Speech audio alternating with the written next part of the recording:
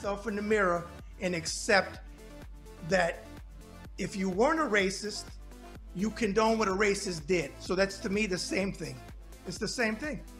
So I agree with you. Big show. You got a big following. So God bless you. I appreciate it. Thank you. Hey, folks, the man with the pinky ring and the New York thing. Forget about it. Bad Brad Berkwitt, and you're watching another episode of the Bad Brad Berkwitt Show on the Ringside Report web TV channel. Now, folks, before I introduce my guest, I want to thank all of my subscribers around the world. You helped me get to my first goal of 3,000 subscribers, and I greatly appreciate each and every one of you. Now, we have a new goal of 4,000 subscribers. Okay, hey, we got to keep going. We got to get the message out about moving humanity forward. So make sure you hit the subscribe button, leave comments below as well. Follow me on Twitter at BadBradRSR. Again, that's at BadBradRSR on Twitter. All right, folks. I said I'm going to bring you people that are moving humanity forward in 2022. And this guest is doing that daily. He is a former federal prosecutor. He is currently a defense attorney. He is a veteran who served in the Marine Corps. We're going to talk about that. He is a social media influencer. And near and dear to my heart, he is an activist who puts it out there every single day and at a personal cost. As I tell people, not always monetary. There's other things that when you speak out and you're on the right side of history, that happens to you. He is the one, the only, Ron Filipkowski. All right, for the viewers, you don't know this, but before we went on, it's 78 degrees where Ron is. First of all, welcome to the show, Ron. Thank you. It's 78, and here it's like 22, and they just shoveled 11 inches of snow. And so he's going to send some sunshine via UPS to melt the rest of the snow. So we'd be good to go. Well, hey, since this is our first time talking and I do a 360 interview, I always like to start out with asking people personally over the last almost 2 years now, actually it's been 2 years, how have you dealt with COVID in your personal life? And of course, you're in a hotbed state.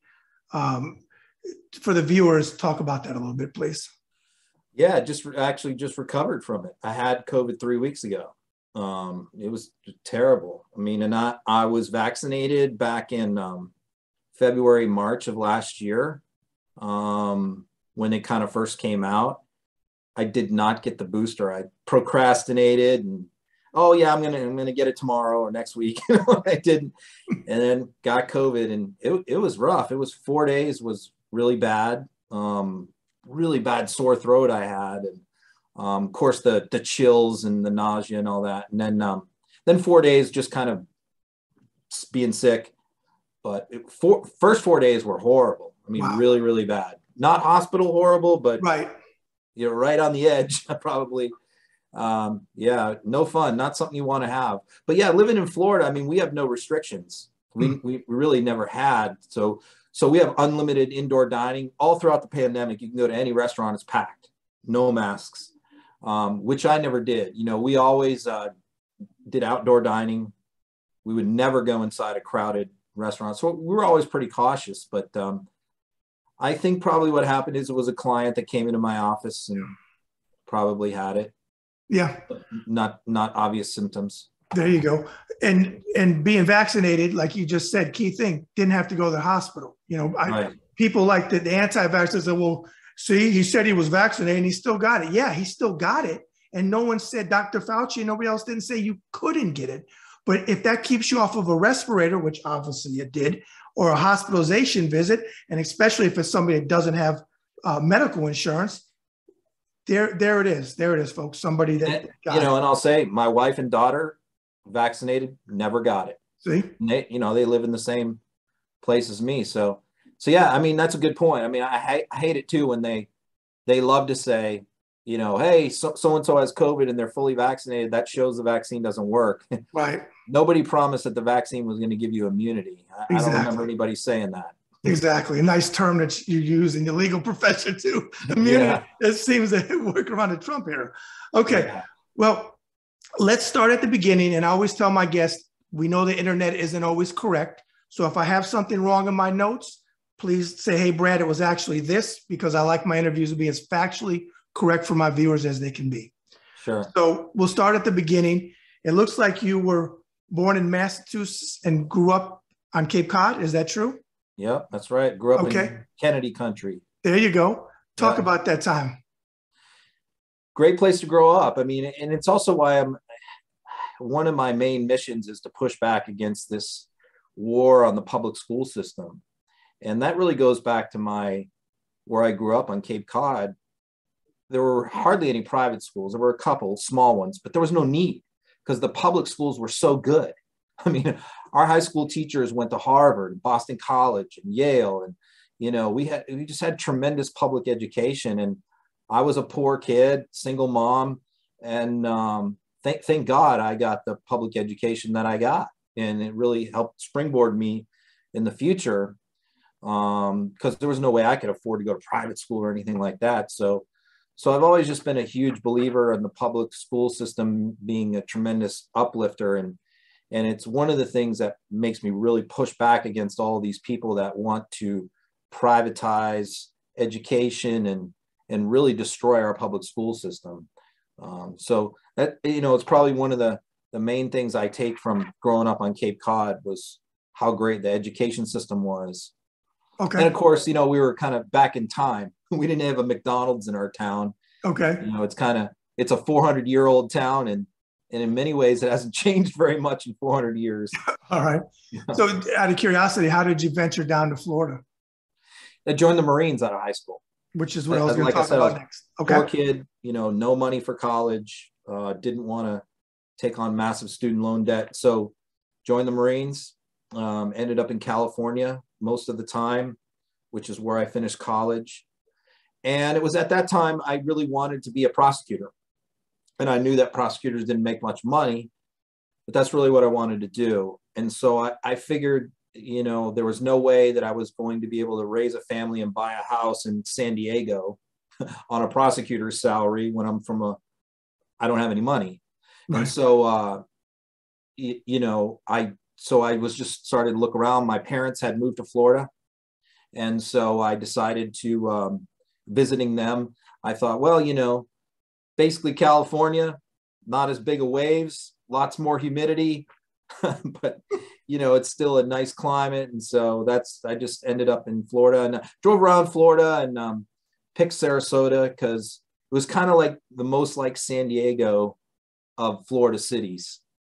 You know, not quite as big, but same kind of vibe to it, I guess. Gotcha. Now, my next question was about the Marine Corps. Thank you for your service. You're a fellow veteran like myself. And we'll get into some. Yeah. Thank you. You're welcome as well. What did you do in the Marine Corps and how long were you in? I was an intelligence analyst. Okay. So I was only in 4 years. Basically, what I did was first couple of years I was in the infantry. So my job was basically to do a lot of identification of Soviet made aircraft, tanks, teaching people how to recognize and identify them from the ground. So a lot of that kind of stuff, working with a scout sniper platoon. So basically just in a Marine infantry battalion as an intelligence analyst, there's only 4 of us that do that. A lot of map stuff, you know, all that kind of stuff. So, but I was in, you know, I often say I was in the only 4 years in American history where absolutely nothing happened. Okay. I was in from 86 to 90. So really nothing happened then. I got out 3 months before the first Gulf War. I was already in college when that happened. Okay. Interesting, because I joined in 86. I joined September 2nd, 1986, and I retired September 30, 2006. When you talk about intel, that's the field that I went in after my first couple of years. I cross-rated. You didn't go to Corey Station for school, did you? No, I went to Dam Neck, Virginia. Oh, yeah. Okay. Yeah. Yep, I went there. It was the Navy and Marine Corps Intelligence Training Center. Okay. And did you do your whole time in Virginia, or where were you stationed? Most of my time, Camp Pendleton in California. But I did do a tour in Okinawa and Korea. Okay, well, then you can relate to this. So were you there in 88? I was there in 87. 87, okay. I went to something called fleet training when I was in a different rating for medical, and we stayed out in tents, and we'd stay at Camp Pendleton. The problem was that they were burning fields. So when they were burning the woods, the snakes were coming in the tents, the rattlesnakes, and I'm sure you can relate to this. They were coming down, so they had separate tents for the men and women because we were all in class together, but we had to sleep in tents on cots. And the doggone rattlesnakes kept coming in. I said, I'm never going back to Camp Pendleton again. That's it. Because all night long, you would hear people screaming because the rattlesnakes were coming in. But I have a funny story. I mean, people forget 1988 was probably the worst forest fire, maybe in the history of the United States, at Yellowstone National Park, because they sent us up there to help. They sent the Marines up to help fight the fire. The fire was the size of Connecticut. It was that bad. So there was a huge drought then in 88. And one of the guys that I was in charge of was goofing off and shot a tracer round into the woods at that time and set the whole side of the mountain on fire. Oh my God. And I got in a lot of trouble because I was supposed to be watching this guy and I wasn't. So oh no. Yeah, we almost burned down Lord. the whole base. Oh, I get that visual. Now, you went to college after your military time in the Marine Corps. Where did you go to college and graduate? Yeah, I went to University of California, San Diego. Okay. Yep. I went to night school a lot when I was in the Marines. So when I already had my associate's degree, when I got out, I was 21. I went in when I was 17. So when I got out, I'd been in 4 years full time and already had my 2-year degree from going to night school and going to school on weekends, which was extremely difficult as a Marine in the infantry to go to college on the side. And I will say that it wasn't very encouraged by my superiors, right, who thought that I was, wasting my time or whatever. So yeah, when I got out, I only had 2 years to go, and I did that in 1 year and 1 summer. So when I was 22 and a half, I had my bachelor's degree and 4 years in the Marines. Good for you. Yeah. Was there somebody in your childhood or in the military that made you want to become a lawyer? No, not really. I was really interested in going into politics, and that's really why I was interested in going to law school and being a prosecutor. It was sort of like I was really building a resume at that time to down the line go into politics and run for office. And so a lot of the stuff I did along the lines was with an eye towards politics, which was serving in the Marines. I got married pretty young, had some kids, and served in the Florida legislature as an intern all throughout my time in law school. Then I was, police academy director. So I was doing a lot of things, checking boxes along the lines that I thought would give me a good political resume to run for office someday. So that really kind of shaped, one of the reasons why I wanted to be a prosecutor was I thought it would be a good way to get into politics, which it was. Okay.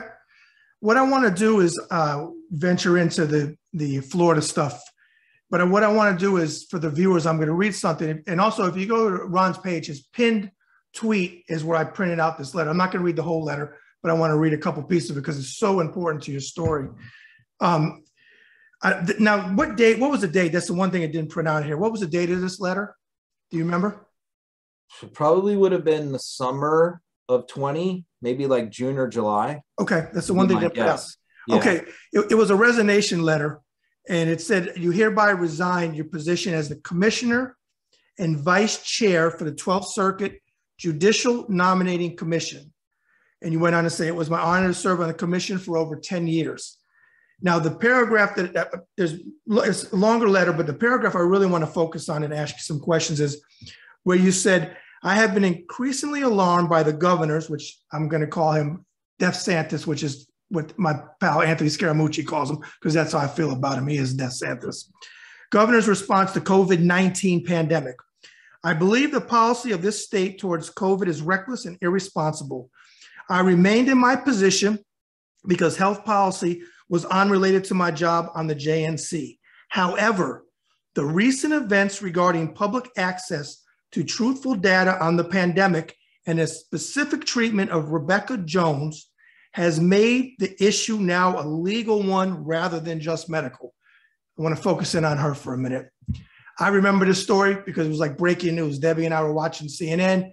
And I remember when they went in her house with her kids, like Nazi stormtroopers, in the way they went in and they took the computers and all of that type of stuff.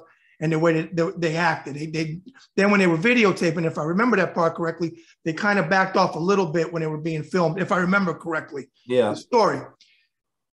For the viewers, if you would, explain who Rebekah Jones is, and as well, you don't hear about her anymore. Can you give us an update on what happened to her? She's running for Congress against Matt Gaetz. Oh, I love her even more. Okay, if you want an update, there's your update. You got to get me in touch with her. You got to get me in touch with her if you're in touch with her. Okay. I can't stand him.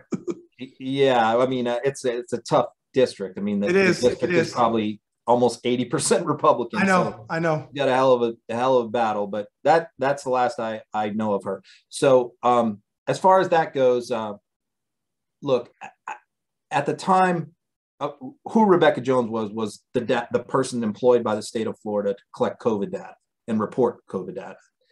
And she was terminated from her position.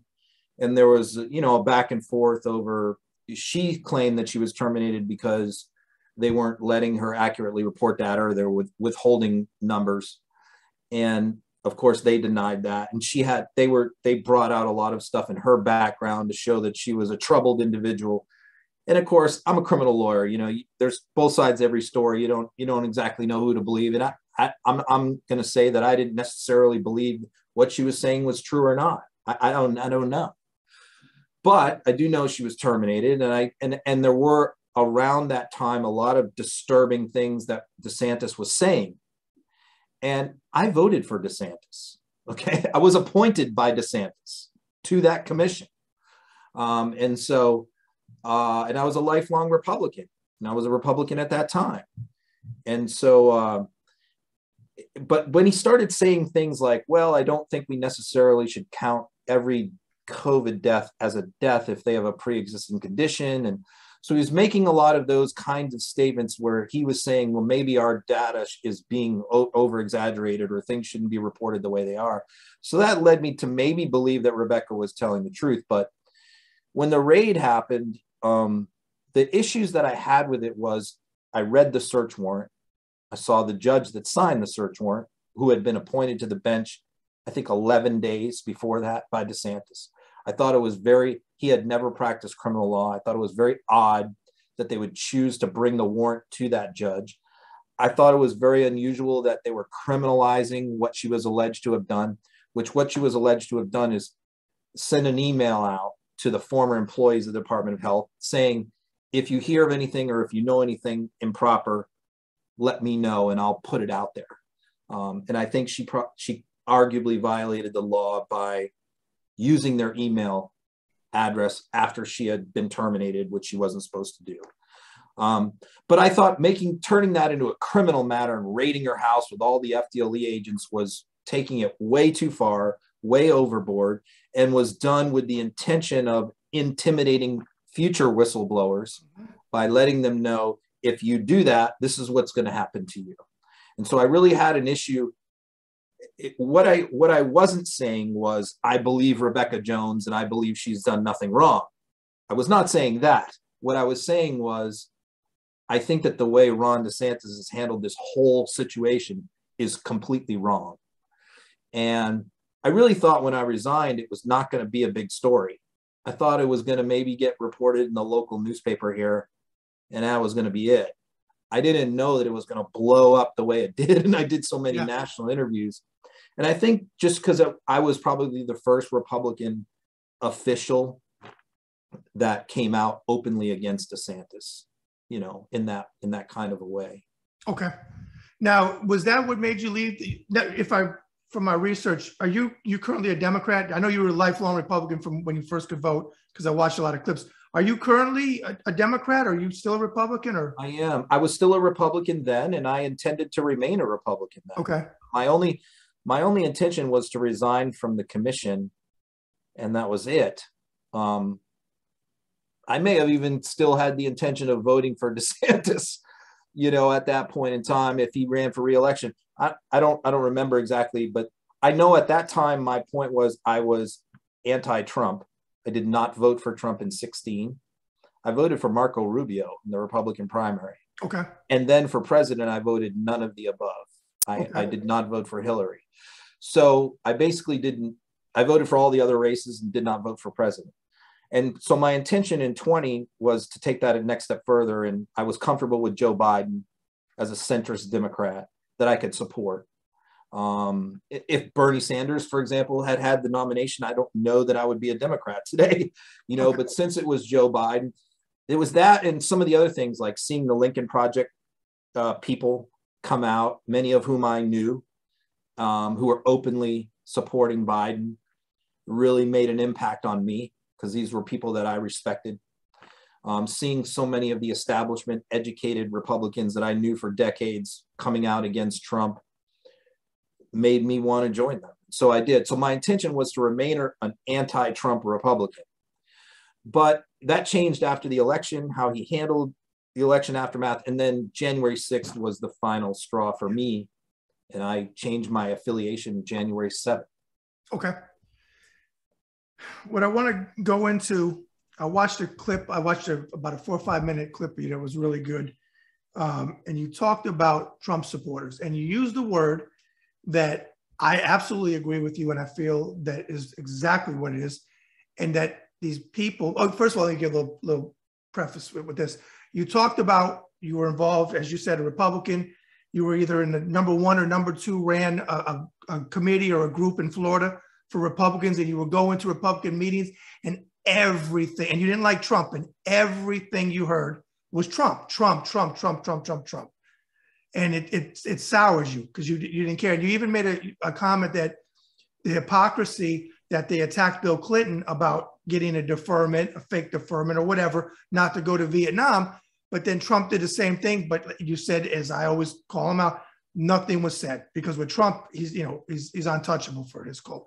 But the word that you used was cult. That's what I feel it is. What you talked about with the insurrection and the people that still ride or die with this guy after all the things that he's done and said. As a veteran, as us both being veterans, I know you probably lost your mind in 2017 when he stood next to Putin in Helsinki, which they should have gassed up Air Force One and left them there and dropped them off in Russia because to me that was treason against America to stand there and be with Putin on that podium. But what was it you were seeing early on when you were still a Republican, still involved, saying, holy mackerel, this is insanity? Yeah, it's a really good question. And it really started with Barack Obama. I mean, I was heavily immersed for 30 years in grassroots Republican stuff. Worked on my first campaign in '88, worked on lots of campaigns. I was, what you were saying, I was president of the second largest Republican club in Florida. So I was general counsel of the county party. So I was very involved at the grassroots level, very involved. And I started to see it during the Obama years. Things change. The revealing part is, for me, that hits close to home is that clip of John McCain, where the guy stood up and called Obama a Muslim, and he immediately shut him down. That hit close to home because that stuff was happening with me at the local level. I would have these people. I would say it's the first time I really saw the racism come to the surface and the anti-Muslim and all of that stuff. Maybe it was always there and we were blind to it.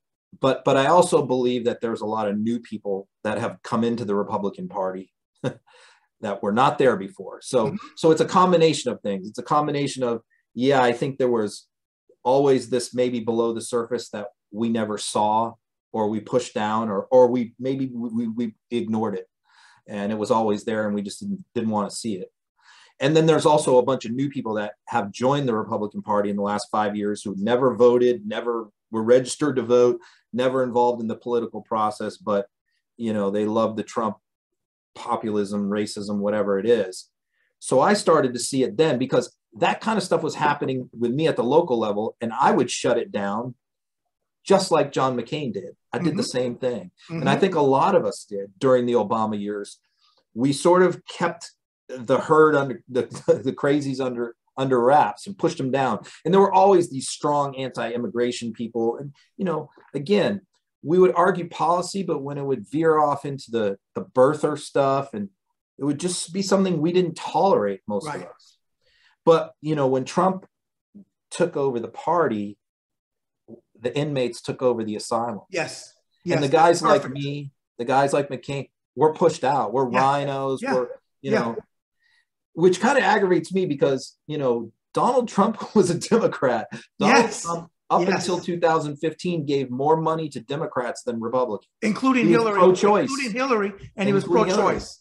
Thank you. And so for somebody who really was a lifelong real Republican like me, and I see Trump as a complete fraud and a con man, you know, for us to be called rhinos, the establishment people who have been running the party for years, you know, it's just so crazy to me. But we have to stop. To me, what we have to do as lifelong Republicans, I had to stop looking at the party through the prism of the past and saying, well, how can you say, I got hung up for a long time on how can you say Trump is this when, you know, how can you say he's a family guy when he always cheated on his wife? He never goes to church. He, you know, everything that we believed in as conservatives, Trump lived his life the opposite. You know, all the bankruptcies, all the swindles, the business deal swindling, the not paying his taxes, you know, these are things. And I would look at these people and go, these are things that you are against. And yet this man is the physical embodiment of all of that, that you're against, and you love him for some reason. Conversely, take Barack Obama, family man, never cheated on his wife, goes to church, you know, law-abiding guy, good guy. I'm not talking about his policies. No, that's politics. Fine. Right. But I would go, you hate Barack Obama, even though he's lived his life in every way the way you would want someone to live their life. Correct. But you love Donald Trump, who's done the opposite. And this was the part I couldn't understand. It's like, does character not matter to Republicans anymore? It doesn't. Does background not matter anymore? It doesn't. And it really doesn't. Well, to piggyback off of what you said, I've had Anthony is a good friend of mine, Scaramucci, and I've had him on 5 times on my show. And I always said Anthony, because, and I take heat from the left because I'm more in the center, like President Biden. But I always say, you kept saying policies, and I agree with you. I said, you could dislike President Reagan's policies or Papa Bush's policies, or even George Bush's, the son, policies. But I honestly believe in my heart, and I stand by this, that those people that I just named, which are in my lifetime, even Gerald Ford, would not have allowed openly Democrats, Republicans do things behind closed doors and get caught with their pants down and affairs and everything else on both sides. But I'm talking about openly on a floor of the Senate or in the House. They would not have allowed Lauren Boebert, Marjorie Taylor Greene, Matt Gaetz, Cruz and Holly and all of these guys who preach. And you are the best at putting those videos up, which we'll get to in a little bit, of showing Marjorie Taylor Greene yesterday. There's only 2 genders. Well, I'm sorry. Well, I'm not sorry. She, as we know, she does that, and then she grifts and raises money off of these horrible things that she says. Instead of being inclusive and bringing new people into the party, including people in the LGBTQ community or other people that have different views, and doing it that way, no, they want to do things that don't make any sense. And we could debate policies night and day. You could be, I'm pro-choice, and you could be pro-life, and I respect that. If you're conservative, I respect that. Policies are one thing. Senator McCain, he also stood up to that woman that said that he was Arab and this and that. And he said, no, ma'am. He took the mic. He said, no, ma'am. And not only is he's a good man. And if he wins, you have nothing to be scared of. If I didn't think I'd be a better president, I wouldn't be running. That's fair. We have nobody left. Nobody. And, you know, and I'm going to be honest. Yes, Liz Cheney and Adam Kinzinger are doing the right thing now. But here's my problem, Ron. They still voted for Trump in 2020 and rolled with him. Liz, okay, she's doing the right thing now. I give her credit here, but I'm still not a fan of hers because she voted 93% of the time for all of these Trump things, more than a lot of these other, Jordan, a lot of these other characters. Yes, she's doing the right thing now. but you didn't vote, like you said, you didn't vote for Hillary in 2016. These people still voted for Trump, and he gave them every reason not to. I absolutely agree with you on the cult thing. I've talked to a lot of people that have left the Republican Party or are still Republican that are conservative, but they can't stand Trump, and they can't stand it. The Republican Party won't, after January 6th, they feel if that wasn't your bridge too far, then there's nothing that will ever be with Donald Trump. And it breaks my heart because you gave to your country, I gave 20 years and 28 days to mine. And the next question I want to ask you along the lines of veterans was, how do you feel as a veteran when you saw military people breaking into the Capitol, military people, veterans that still support and wear those MAGA hats, Donald Trump, after calling us suckers and losers, after all the things that have been proven that he's done, and January 6th insurrection? How do you feel as a veteran about other veterans still staying with Donald Trump? Well, it's been a long time since I've been in the military. I mean, I when I was in the Marines, I knew very few Democrats, Right. it was 95% Republican, probably one of the reasons why I ended up a Republican is I kind of grew up in the Marines. So I will say that I don't know the attitudes anymore. But I will say this, he says the right things to them. He's always praising them, telling them how great they are. They definitely recruit ex-military guys, pretty heavily to get involved. I've been recruited for the Oath Keepers at Trump rallies because I go to these right-wing events to cover them. And yeah, I'll wear like my Marine shirt and they'll immediately come up to me, these different 3%ers or Oath Keepers. Hey, you're a military guy, you should come with us, So yeah, it's very distressing as far as, the guys on January 6th, some of those guys, it's almost like they are, I don't know, they're still thinking they're in the military or something. They still want to play dress up. For me, when I got out, I never wanted to still have an AR-15, put on fatigues, or that was different. I think most of these guys have never been in the military who are doing those things, and they're wannabes. They wish that they had, like Don Jr. He's a guy who probably wanted to be thought of as a military guy, but he couldn't make it through Air Force boot camp. Never. The easiest one of them all. So now these guys like to play dress up, and that's most of them. Yeah. But yeah, they're sprinkled in. There's a handful of vets, and but you know how it is. Military veterans come in all shapes and sizes. A lot of these guys might have had other than honorable discharges or kicked out after a year. Or were racist in the military. They're not all good. Right. And I tell people that. They think just because, they say, well, they served their country. Yes, they did. But that doesn't make them a good person. And there's a lot of, and you know this, I was a recruiter for 3 years in Alexandria, Virginia. There's a lot of people that come in with the very minimum ASVAB score, which at that time was 31. And they didn't qualify for too much. So they were in fields that, didn't have to have a high mental aptitude. And they had these beliefs, and they came in the military with them. And in the 80s and early 90s, I was in an interracial relationship. I saw a lot of racism in the military. And you can't just blame the military for that. That was the individual that went into the military that grew up probably in that environment. And what were they going to change when they went in the military?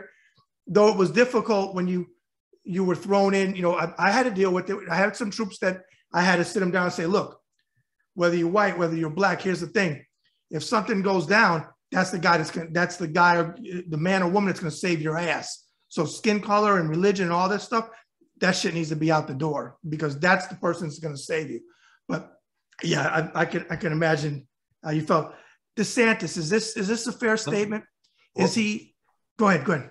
I do want to talk about something you said earlier about allies, Republican allies like Cheney and Kinzinger, and others, because I think that that's a topic that's very important to me. And this goes along with Scaramucci and guys like Michael Cohen, you know, and you get a lot of pushback on people, you know, Scaramucci gets it too.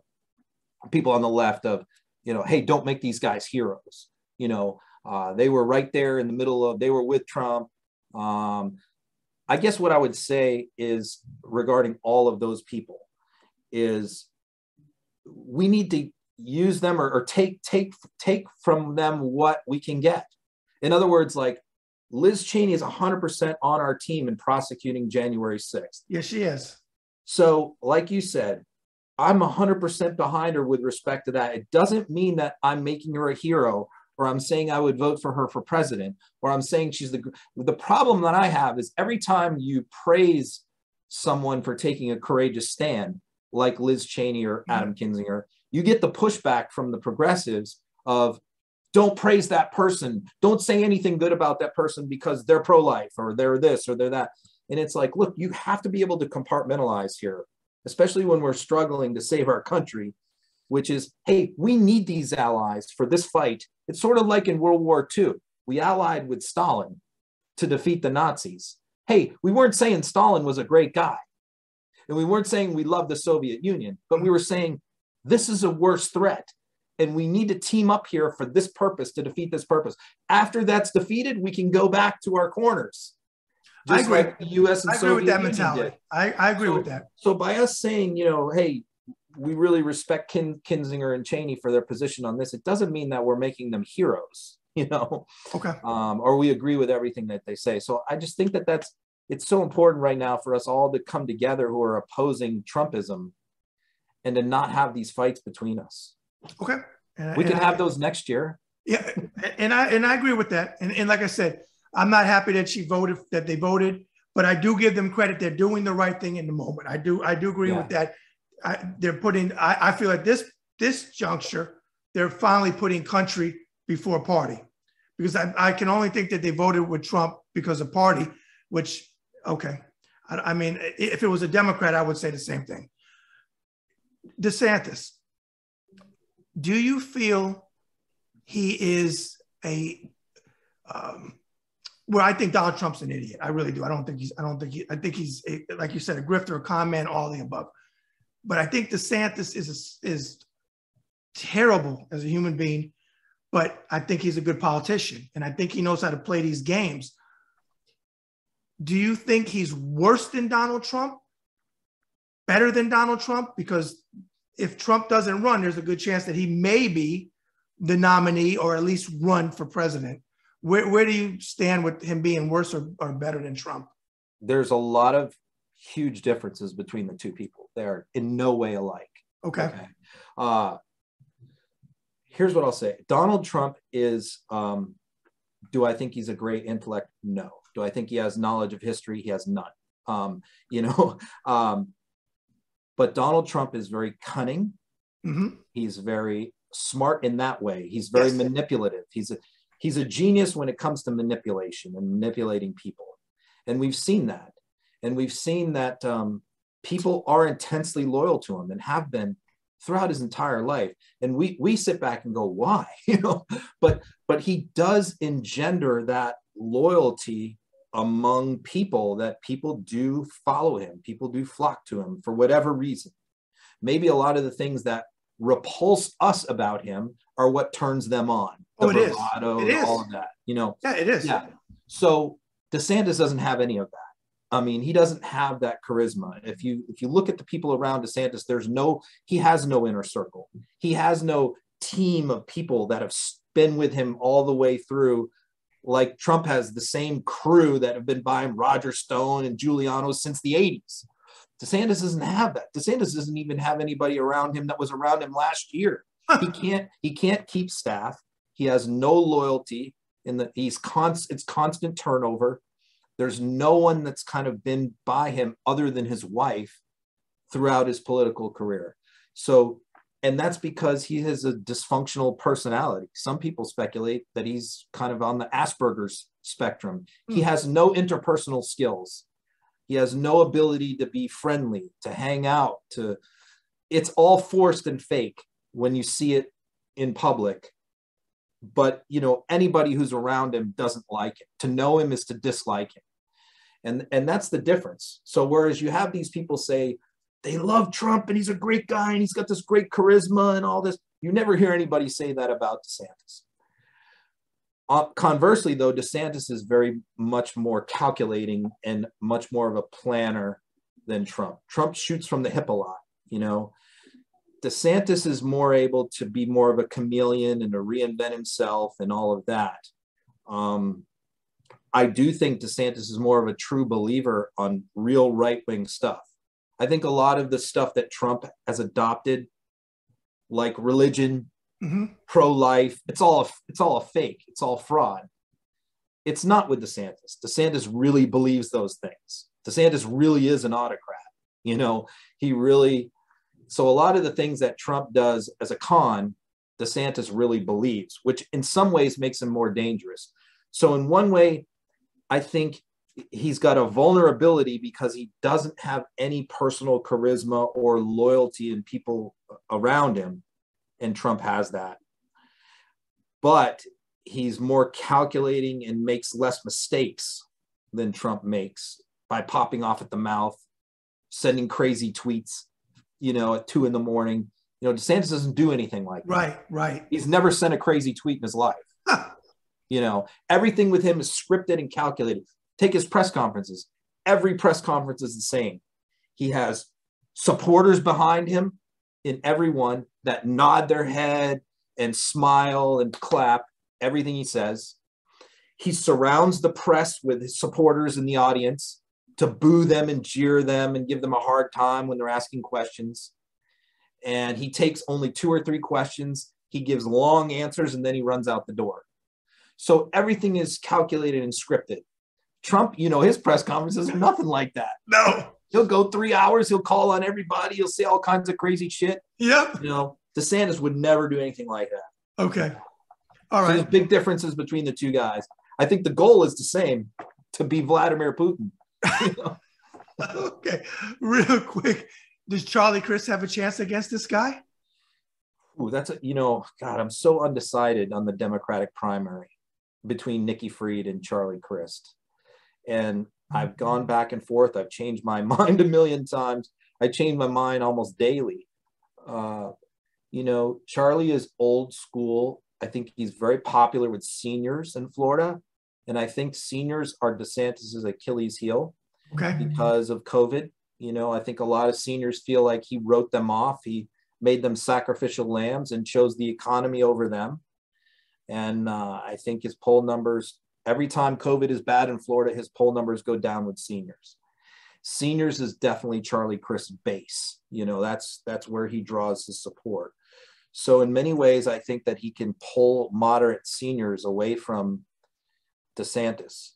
But at the same time, there's no excitement or enthusiasm there, you know, from the base. Right. That's where Nikki Fried comes in. Nikki Fried has more of that, you know, the excitement from the progressives and the base, and she's a little bit more charismatic and a little more dynamic, but, you know, she tends to get a little carried away on social media. You know, the pic that she sent out of her, I think it was like wearing the Budweiser hat, the tank top and all that. I mean, I didn't mind it, but at the same time, I mean, I understand, you know, when you're running for governor in a state that's mostly senior citizens, you know, and she sort of made a name for herself as a marijuana lobbyist. You know, I don't know that it's necessarily the best fit, you know, for a candidate for governor of Florida, of a southern state. So on the one hand, I think, you know, she's got a lot of energy. She's she's the only Democrat elected statewide. She's charismatic. She sounds great. She looks great. She says good things. And Charlie is much more low key and boring. But, you know, I definitely worry about whatever the Republicans have on her, because they seem to want her to be the nominee. Okay. The Republican Party seems to really want to run against Nikki Fried. And that concerns me because I know how they operate. And that makes me think that they have something on her that they're going to wait and not bring out yet. That's your prosecutor hat. That's your prosecutor mind thinking. And it's also my Republican campaign dirty trick experience. There you go. If you got something, you're not going to bring it out now. Okay. And the fact that they seem to be pushing for Nikki Fried to be the nominee makes me suspicious. Okay. I want to read a quote, and it's about you. You're like Inspector Clouseau out there assembling all this data. Michael Smerconish, how do you say his name? Michael Smerconish, yeah. From CNN. Yeah, from CNN said that about you. I first became aware of you with your tweets because they go viral. I mean, almost everything you put out goes viral. Where did that knack to, I mean, I know you're doing a lot of research and you're at these things and you're pulling all this data, but you also have a creative way of doing it. It's not like, I hate to say it, but the Democrats have an issue where they'll have a stack of things, and instead of breaking out layman's terms, explaining what this policy is and where everybody understands, they're going to give you a chart, they're going to give you all this stuff. You only have so many characters in a tweet, and you put out these tweets that grab people, and they're like, damn, there's another tweet, and there's another tweet, and you get the videos and you get all this type of stuff. Where does that knack come from to put those tweets together like you do? I'll say that in a second, but I'll say the organized Democratic Party social media is terrible. Yes. And I've railed against it for months. Yes, it is. I hate it. It's and the PACs that operate, that get money from the party, are terrible. They're useless.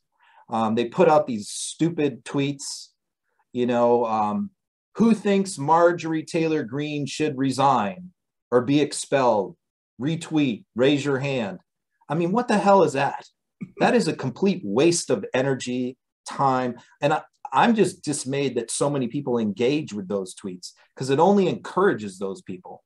Because those people, it's this cycle of all they care about is their engagement numbers, their impression numbers, and how many people like, retweet, engage, view the tweet. Because they take those engagement numbers and they bring them back to their paymasters and they say, look at all this engagement we're getting. Isn't this wonderful?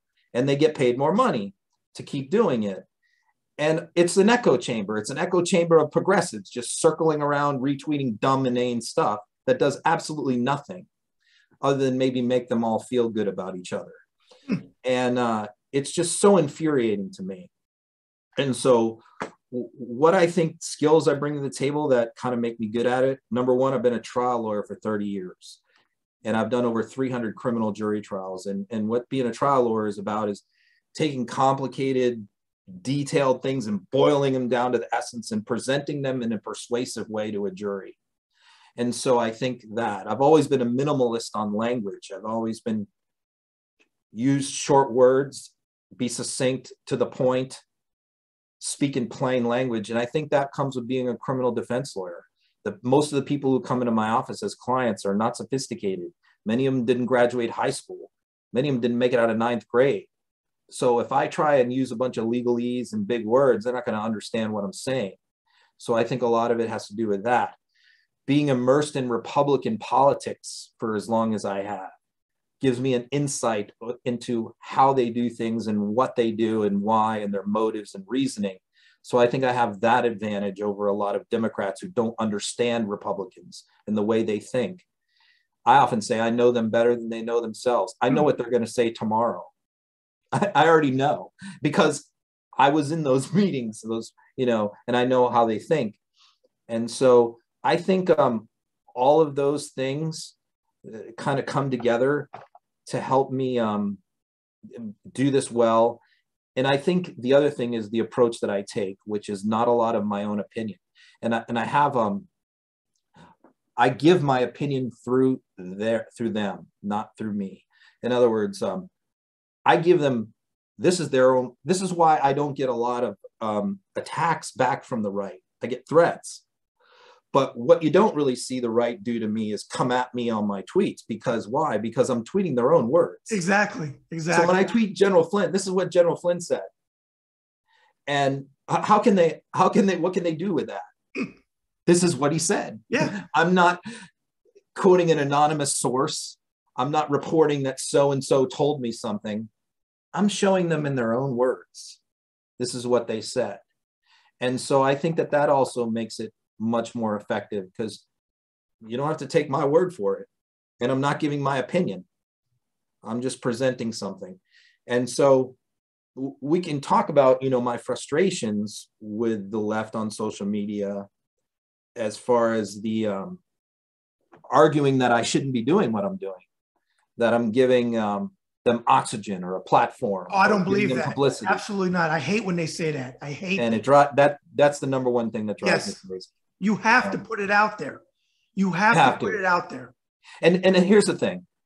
Look, I take Donald Trump. I watch every interview he gives, whether it's Newsmax, OAN, a religious podcast, this, that, the other.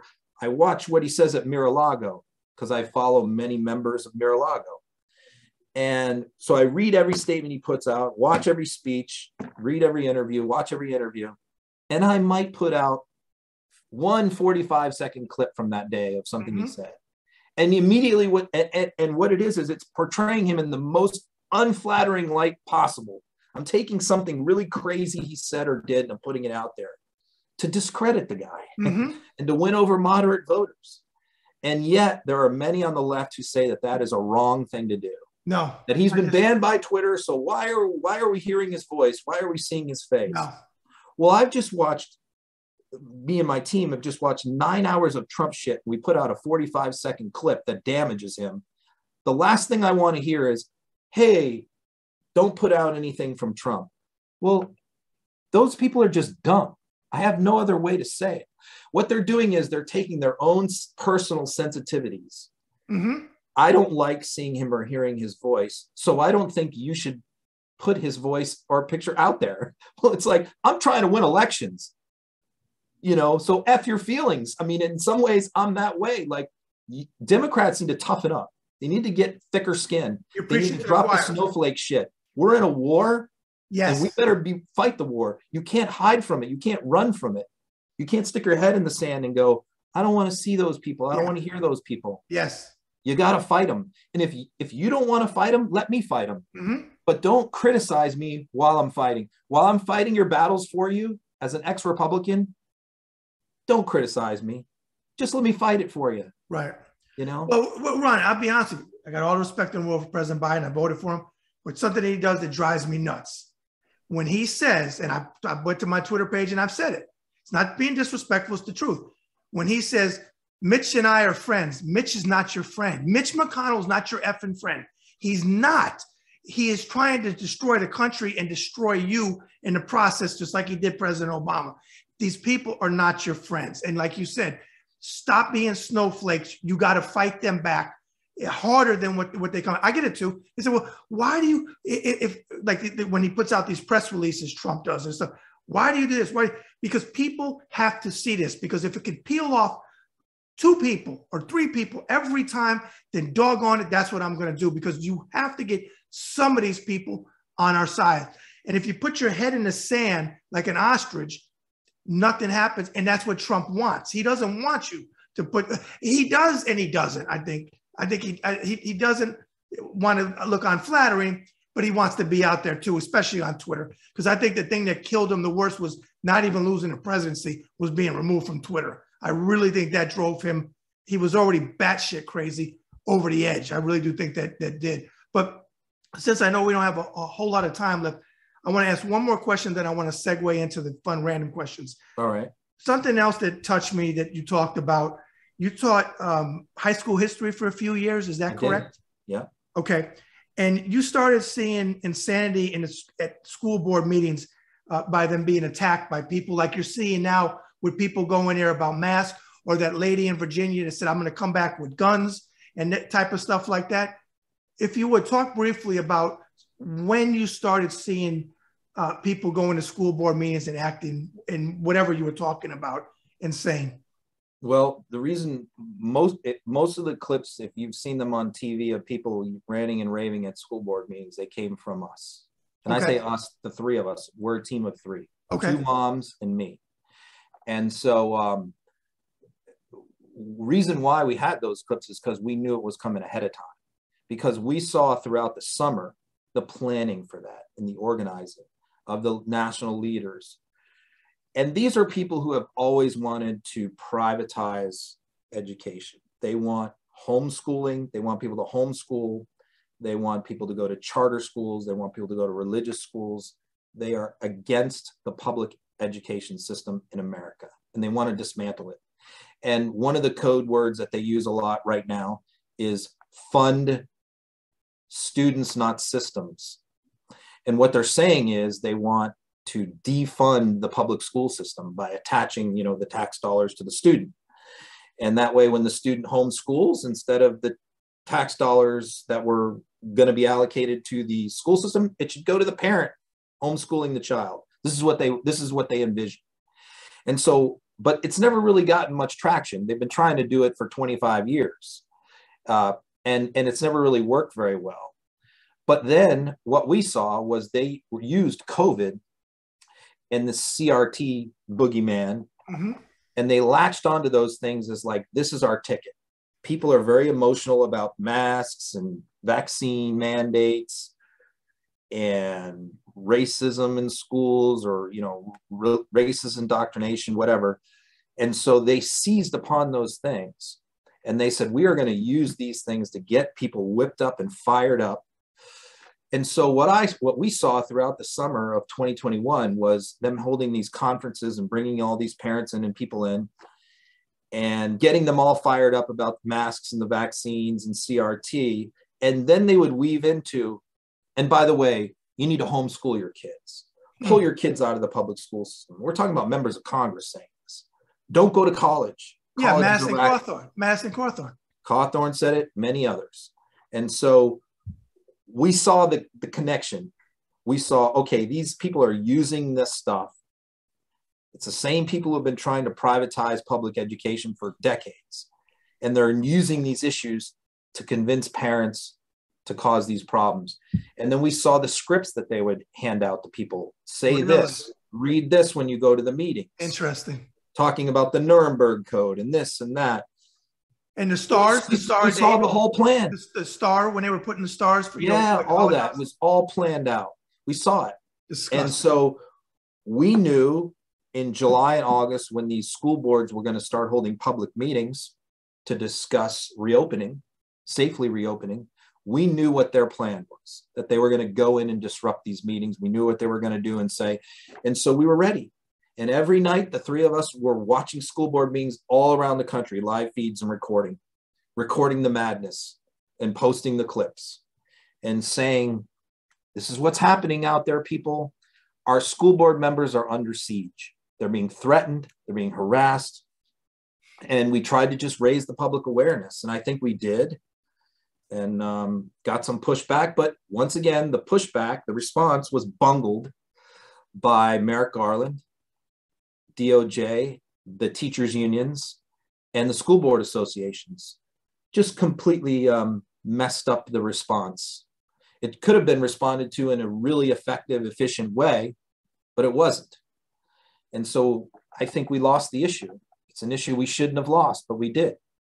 And we saw that in the Virginia governor's race. Okay. All right, let's segue in to the random fun questions. There's no right or wrong answers. Whatever comes in your head, that's the answer. What is your favorite genre of movies? Definitely drama. Anything historical, historical fiction type drama. Yeah, anything like that. Period pieces. Okay. I like that stuff.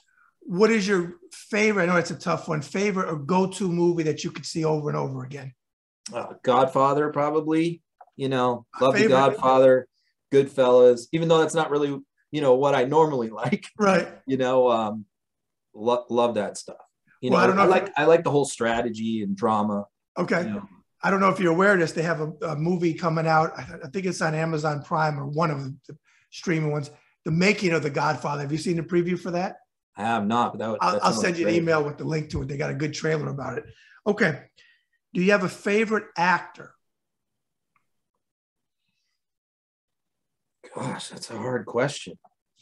Not really one that really, I have to think about it. I mean, I really like people like Gene Hackman, the older guys, Peter O'Toole, I really liked. I like a lot of the older British guys. Okay. Those good picks. Now flip it. Who are some of the actresses that you like? Yeah, I'm going to say kind of the same thing. I like a lot of the people that have been in period pieces, and gosh, it's a tough question because I really don't really focus necessarily on the actors and the performers, you know. Okay. That's not necessary. But Meryl Streep, I really like. You know, Okay. take somebody like that. Do you have a favorite or one that you listen to a lot, musical band? Yeah, I mean, I've gone through my different phases. You know, I've been in mosh pits and you know, really hardcore alternative, you know, punk type concerts where I've gotten beat up pretty bad in my middle-aged years. Okay. But I think, you know, my go-to is always the 70s. I just love the singer-songwriter era. The last concert I went to was James Taylor and Jackson Browne. You know, I love Elton John, Billy Joel. I just love the people who write their own music, stripped down, not a lot of computer enhancing, or, you know, they write their own songs, they perform their own songs, they sing their own songs without a lot of computer enhancements and all that. So the singer-songwriter era of the early 70s is always my favorite. Okay. Carole King. Oh, great. All those people. Great. And that's segue into the next question. Do you have a most memorable concert that you've ever been to? Oh gosh. I mean, I'm thinking of when you say memorable for a variety of different reasons, these things were memorable. You know, I guess, you know, you kind of, as far as like you take, for example, the Rolling Stones was memorable for how bad it was. I thought, I thought like, why am I here? These guys are so bad. They just can't do it anymore. And I know that's kind of sacrilegious, but you know, I saw them when they were mid 70s, and you know, they were really struggling. I'll just say, to get the performance done. But I mean, a lot of the stuff that, as far as the memories of concerts go, Coldplay was great. Linkin Park was great. But, you know, I was in the 80s hair band scene, you know, back in the day. So those are the first thing that come to my mind is, you know, Bon Jovi and Def Leppard and all those all my bands. You talking big hair band shows where we get all decked out. Poison, all those groups. Those were a blast. You know, it was a different time then. There wasn't a lot of drugs. I mean, there was a little bit of weed and some beer, you know. It wasn't like, you know, they're all on meth and fentanyl now, you know. No kidding. Do you have a favorite or somebody you listen to, male singer?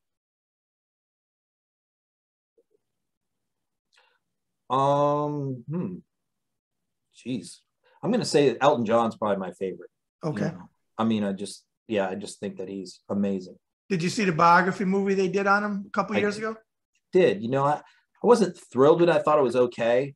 I thought the relationship between him and Bernie Taupin, you know, his co-writer, that part was great. I think that a lot of movies like that, where the artists themselves or the subjects themselves are heavily involved, like that one in the Queen movie, they're not as good because they tend to like gloss over.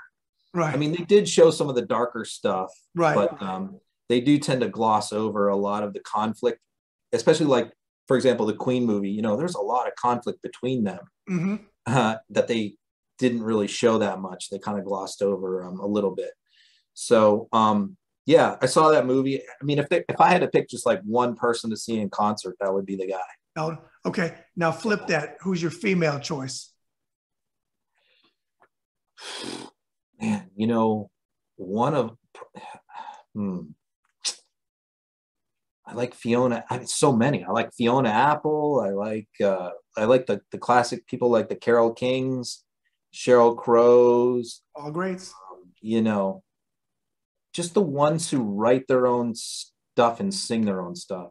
Okay. You know, which would mostly be the older people.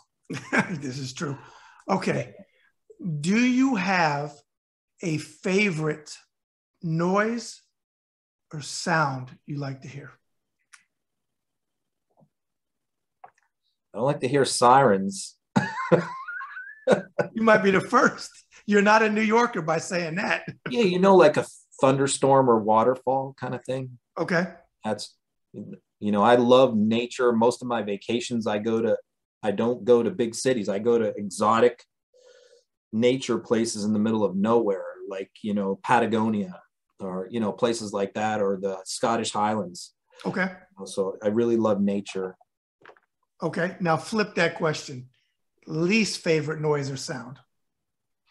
Yeah, I mean, a cop siren for sure would have to be, have to be one right up there. Trump's voice. Yeah, that's a common one, Trump's voice. Okay. I hate it and I listen to it. People ask me that all the time, like, how can you listen to these guys all day? I don't know. I guess I got a high tolerance. But yeah, I mean, Trump's voice is, well, Don Jr.'s voice is worse. Oh my God. It's terrible. He's the worst. And he's the worst person to listen to. Yeah, and to do these videos where people that I know from Hollywood, friends, are like, Brad, I was a drug addict back in such and such time. I'm telling you for a fact from experience, not me, but them saying he's a drug addict. That's cocaine. I know what it is because I was there. But those videos he puts out are just insanity. And then the girlfriend screaming at the top of her lungs, which I'm a Frank Sinatra fan, and one of his most loved songs is The Best Is Yet to Come. And when she screamed that Frank Sinatra, I know he turned over in his grave. Or when Trump danced at the first, the inauguration, and he leans over, looks at the camera when they're playing My Way, and he's like, bragging about himself, like, I did it my way. Or when he left DC or Andrews, I think he was at Andrews, and he played My Way. Trust me, Frank, if you don't know the story, Frank told his manager to tell Trump he was going to do some business to go F himself. And if he had a problem doing it, or it was his lawyer or manager, if he had a problem saying it, give him his number. Frank was going to tell him to do that. And believe me, Sinatra would have done it. Okay. What is your favorite food? Pasta, for sure. I mean, I like spaghetti carbonara. When we went to Italy, I probably ate it, half my meals. Okay. So yeah, I mean, definitely pasta. Love it. Okay. Yeah. If you were to hit the lottery tomorrow for the 200, 300, 400 million dollars, what would be the first thing you'd do? Well, geez, I'm sure I would pay off all my kids, whatever debts they have, and get them houses. And I have 5 kids, so I'm sure that would be the first thing. I probably would, probably the main reason why I am not running for office and don't really especially want to is because, I know how that can take over your life and how difficult that is. But, also financially, I've been a family guy. I've raised 5 kids. I've always coached all their sports teams. I've never been somebody that, was very interested in money or trying to make a lot of money, just, enough to live comfortably. Mm-hmm. So, that would probably be, it's one of the things that would probably hold me back from running for office is I don't have a lot of money to do that. And so that would probably make me think about running for office. It would sort of give me the freedom to be able to stop practicing law. See, if I had run for office, I have to practice law to pay my bills. So how am I going to do both at the same time? Gotcha. So those are the questions that I would have to answer. And I can't write a big check to my own campaign. So that it would definitely probably make me rethink not wanting to run for office. I probably would. Okay. If you could meet one person from any walk of life, dead or alive, who would you like to meet? And what would either be your first question or talking points you'd like to talk with this person about? Well, I love history. I read history every day. And my degree is in world history, and I was a world history teacher. So I'm going to say Julius Caesar. I mean, probably him or Winston Churchill. And again, not because I necessarily think that they're the best people in the world, but the lives that they led were just incredible. And I have a million questions for them. Just from those are just 2 examples of people who, like, from the minute they were born until the minute they died, they were accomplishing incredible things and doing incredible things. And it was just never a dull moment in their lives. And they did they both did a lot of horrible things and bad things in their life. And they both did a lot of incredible things in their life and changed the world. And so to me, they're just probably Caesar would be my first choice. Churchill would be second, just because I already know so much about Churchill, having read everything he wrote and almost everything written about him. So I think I already probably have a pretty good understanding of him.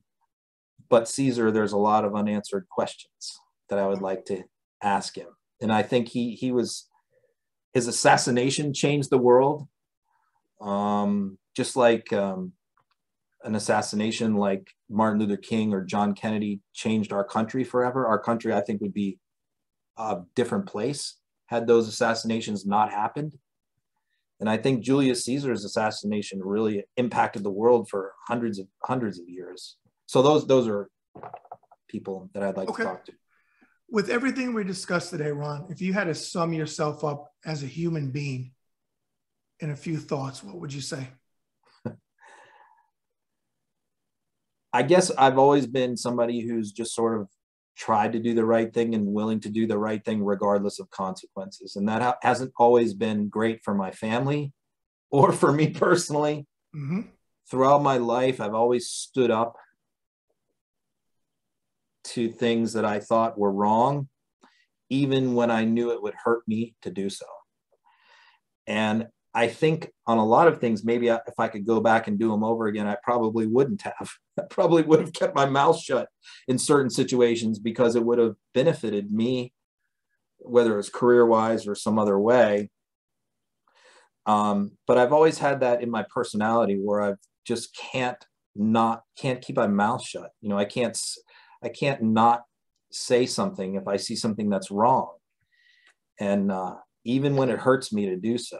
And so, you know, I think that's probably, if there's a personality trait, and that's probably made me a little bit of a polarizing person over the years, is that people tend to either really, really like me or really, really hate me. And there's not a lot of people that are lukewarm. You're still in what I tell Debbie all the time about what you just said. I say it all the time. You either love me or you hate me. Yeah. The thing is, I'm not changing. So if you love me today, you'll love me tomorrow, unless they change. And if you hate me today, you're going to hate me tomorrow even more because I'm not changing. You know, and I don't suffer fools gladly. And that's the other thing. Like I was just talking about the Democrat Party and their social media and how I think it's so terrible. I mean, that's probably something I shouldn't say. I mean, because they're my team. And I shouldn't criticize them necessarily, but I just have to tell the truth. But no, you have to tell the truth. And I absolutely agree with you. I take shit from the left too. They're like, well, no, because like I talk about defund the police, worst slogan I've ever heard. I mean, you're destroying yourself. Finally, last question. Do you have a saying you live your life by? There's an old Rudyard Kipling quote that I have always liked, and it was the world still holds glittering prizes for those with sharp swords and stout hearts. Now I always kind of like that, it's just kind of like, regardless of, I think what he's saying is regardless of what, and I think he said that to a classroom of students at Eton, which is, you know, the big prep school for all the future prime ministers in Great Britain. And what he was saying is, no matter what era you're born into or where you come from, as long as you have courage and you're fearless and you're willing to do the right thing, you know, the world holds great things for you. If you live your life, regardless of what circumstance you're born into or what era you're born into or what country. So I've always kind of liked that. As far as like, if you just do the right thing and you stand for the right things, it's sort of like it's karma. You know, good things will happen and good things will come to you. The world still holds glittering prizes if you have a stout heart, courage. And maybe that hasn't always been true. Sometimes bad things happen when you stand up, but I think for the most part, karma, I believe in karma. I believe that right now, what we're seeing in the Republican Party, it's going to come back around, that these people are going to lose and history is going to judge them very harshly, and they're going to be viewed terribly by future generations. I believe that. I could be wrong. I hope so. No, I hope so. Because I always say this, Debbie can tell you, I believe in God. I believe in karma as much as I believe in God. I really do believe if you put positive out in the universe, that in some way, shape, or form, it comes back to you. You know, my saying is every act of kindness is a little love we leave behind. Realistically, I believe that when you're kind, somehow, some way, it comes back to you. What I want to do, because we're running out of time, is tell the viewers your social media platforms where they can find you. I'm on every social media platform, but I don't post on any of them except Twitter, because I'm just on those other platforms to lurk and gather information to be able to post on Twitter. So I don't really need to post on, and it's under my name. And really almost every media outlet in America follows me on Twitter. So there's no real need for me to do anything on other platforms. If I put something else out that's good, it's going to be on CNN tonight. And so I really don't need to try and artificially gin up engagement. So, and that's one of the things I like best about my Twitter account, is that so many media reporters from all over the world follow me on Twitter and report what I put out. And so the reach of my Twitter account, I think, is very powerful compared to maybe others with the same number of followers, because of who my followers are. Right. My followers are very active. They're activists in the party. Mm-hmm. They're people that have a lot of followers themselves. They're elected officials, and they're journalists. And I think that that's, when you say go viral, that's why. That's why my stuff goes viral, because a lot of people with huge accounts follow me. Yes. And they retweet my stuff, and that's what makes it go big. Okay. What I want to do is I want to close out with a couple of thoughts and then give you back the microphone to close. First, I want to say I want to thank you for moving humanity forward. It's a big thing for me. You said something earlier, and I tell my viewers this all the time. When you do things, when you use your voice and you speak out, it comes at a personal cost. And I always tell them it's not always monetary. Safety. You have loved ones. You have people come after you, you know, and this is the world that we live in. You would think that, you know, people would come together. That's not realistic. I mean, there's going to be people that are always going to be against us doing the right thing. So I want to personally thank you for coming on today, because you are moving humanity forward. I appreciate your Twitter account, because you put out great content. People on the left, I love you. For the most part, some of you I can't stand, I block you.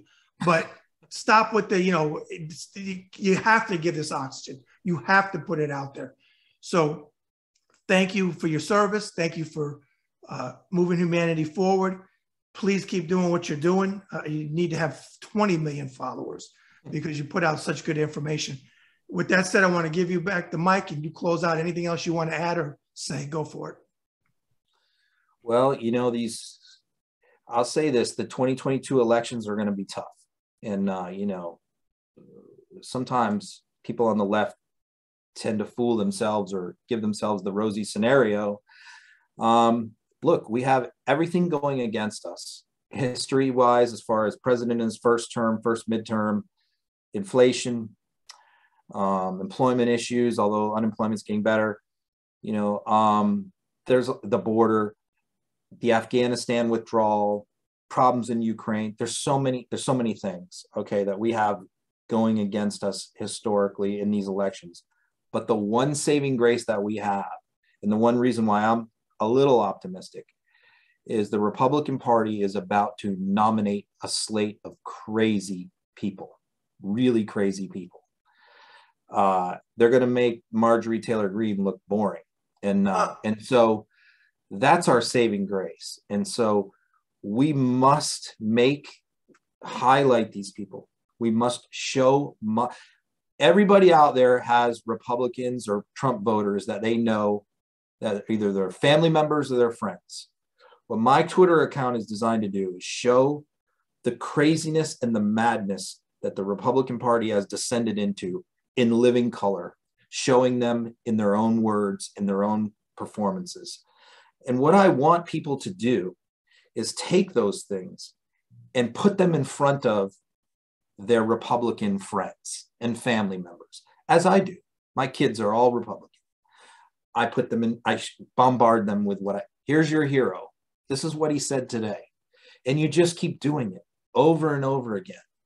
And I think that we will convince enough, if we can convince enough moderate, independent voters how crazy and dangerous the Republican Party can be, then they'll vote Democrat. And that's my hope. The most frustrating thing for me is, you know, the crazy stuff that happens with our own team. You know, you talked about defunding the police or or this mistake or that mistake, not being unified, all of that stuff, we can't have that. We have to be united. And so that's kind of my final thought is everything I do right now is about these 2022 elections, everything I do. And I really hope that we can somehow pull it out. And what I'm banking on is that what I think I'm doing enough damage to the Republican Party myself and to these candidates by exposing them. My hope is that our own team can get its shit together. And sometimes I'll sum up with this. Sometimes I feel like a defensive coordinator on a football team like Buddy Ryan, where I held the other team to 13 points and my defense did a great job. The problem is my offense only scored 10. So I'm kind of like Buddy Ryan on the Chicago Bears, yelling at Mike Ditka, to score more points. Sometimes that's the way I feel, but anyway, I'm going to keep doing what I'm doing. Please do. All right. Again, thank you for coming on today. I greatly appreciate it. And let's stay in touch. Thanks for having me on, Brad. Another episode of the Bad Brad Berkwitt Show on the Ringside Report web TV channel, and I can't forget about it. Another great guest. Did Ron bring the tea? Nikki, if you're watching this, did he spill the tea? He absolutely did. But see, another gentleman who is moving humanity forward. And I always tell people, we're doing these things at a personal cost because we care about humanity and we care about America. And we are the real patriots because kindness, folks, is strength. And anybody out there that tells you that kindness is weakness, like Trump and his cult, they are the weak ones. They can scream, they can do whatever they want. They are the weak ones. And there are more of us. And as Ron and I said in the show, stop saying we shouldn't put this stuff out about Trump. Yes, we should. Because if you continuously peel away at people, maybe more in the center, that will vote for the Democrats, this is what we want. So stop. Stop saying it because I'm not going to stop putting it out. And obviously, Ron is doing a fantastic job, and he's not going to stop doing it. And I fully endorse everything that he's doing. That's how I became aware of him from his Twitter account. Powerful, powerful, powerful. So follow him on Twitter. And again, follow me on Twitter at BadBradRSR. All right, folks, always remember, every act of kindness is a little love we leave behind. Bad Brad out. Thank you for watching the Bad Brad Berkwitt Show. Please follow, subscribe, leave comments, forget about it, and move humanity forward.